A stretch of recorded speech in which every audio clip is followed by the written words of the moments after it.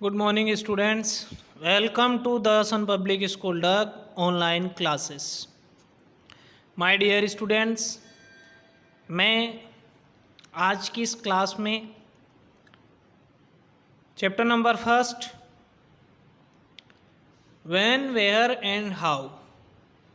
कल हमने हिस्टोरियंस, इतिहासकार किसे कहते हैं, हु इज़ हिस्टोरियंस, इसके ऊपर चर्चा की थी, डिस्कस किया था। आज हम पढ़ेंगे dates in history, chapter number first, page number 62। Point है डेट्स इन हिस्ट्री, इतिहास में दिनांक निर्धारण। दिनांक निर्धारण कैसे करते हैं, इन सारी चीज़ों के ऊपर हम चर्चा करेंगे। Time of all the historical, देखें, time of all the historical event in expressed in a calendar year era a common paid by BC और एडी। ध्यान रहे, calendar year era BC before Christ और एडी आफ्टर डेट, यानी कि BC का मतलब होता है बिफोर क्रिस्ट, ईसा मसीह के जन्म से पहले, जिसे हम ईसा पूर्व कहते हैं। एडी जिसे हम ईसवी सन कहते हैं, after date. Chronologically the BC period is followed by the AD period. Chronologically the BC period is followed, BC जो पीरियड है बिफोर क्रिस्ट, बिफोर ईसा से पहले, followed by AD period. For example, Ashoka the great was born in 304 BC while Gandhi ji was born in 1869 AD। Example के तौर पर, जैसे अशोक का जन्म ईसा मसीह के जन्म से 304 वर्ष पहले हुआ था, जबकि महात्मा गांधी का जन्म 1869 ईस्वी में हुआ था। BC stand before the birth of Christ, underline करें, वेरी मोस्ट हैं डियर स्टूडेंट, ध्यान लगा कर पढ़ें।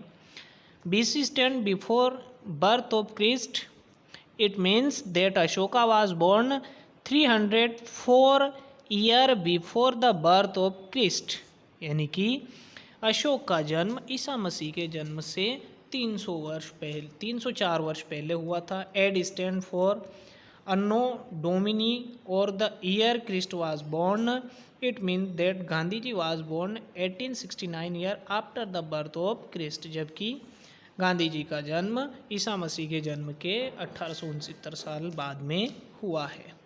Alternative names for BC and AD are BCA and CA respectively, where CE stand for common era and BCA before the common era to arrange historical event, जिसमें ऐतिहासिक घटनाएं जो हैं, and chronological order historians refer to a timeline, इसमें मुख्य रूप से एक समय सारणी टाइमलाइन जो दे रखी होती है। Timeline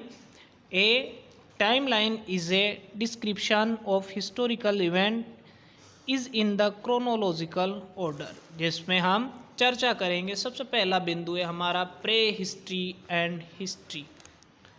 pray history, the term prehistory literally means before history, यानी कि प्राग ऐतिहासिक काल जिसे कहते हैं, प्राग ऐतिहासिक काल। It can be defined as a time period of which no written records exist or time before writing system were introduced।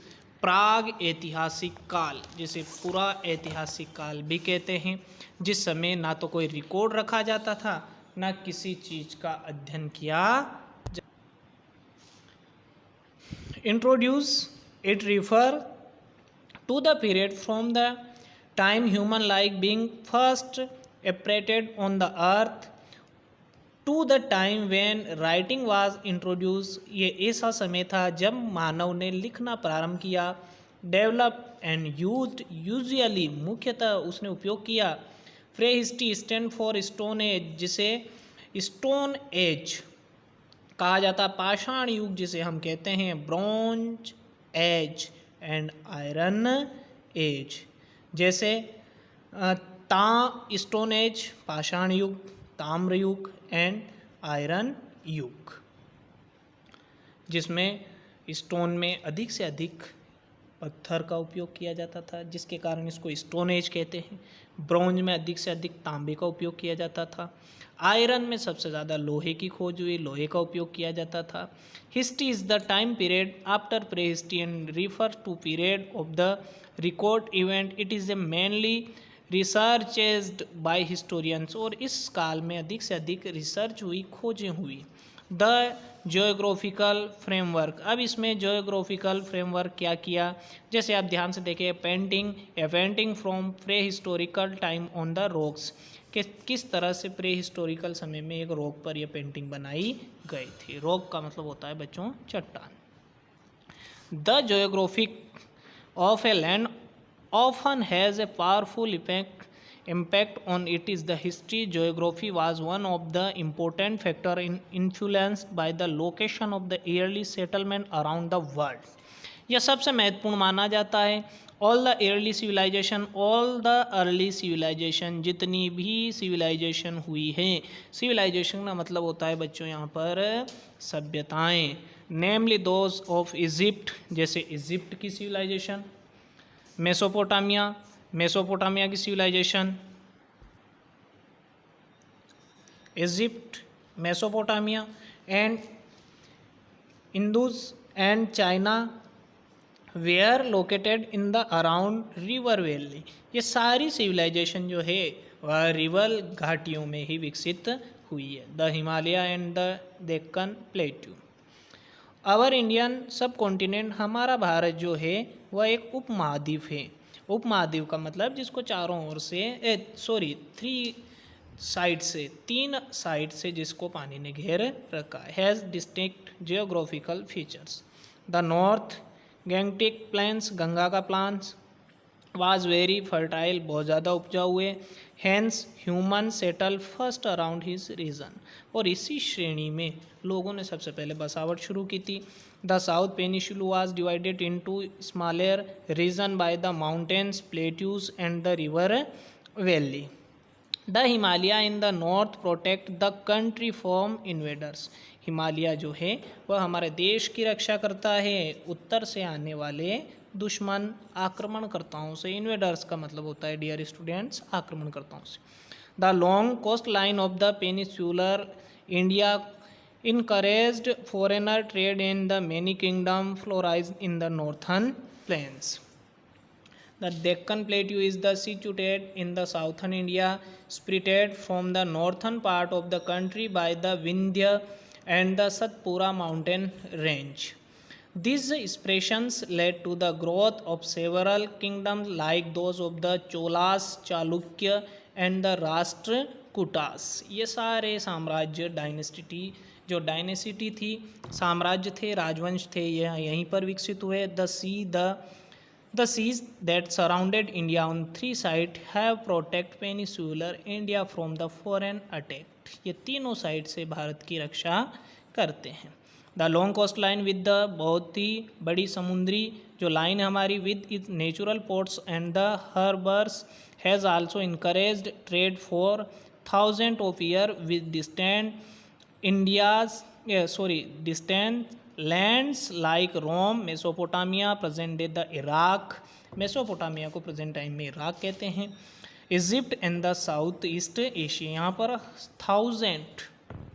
हजारों सालों से हमारा रिलेशन रहा है, व्यापारिक रिश्ता रहा है। Source of Indian history, Indian history के क्या क्या सोर्स माने जाते हैं डियर स्टूडेंट्स, ध्यान दें।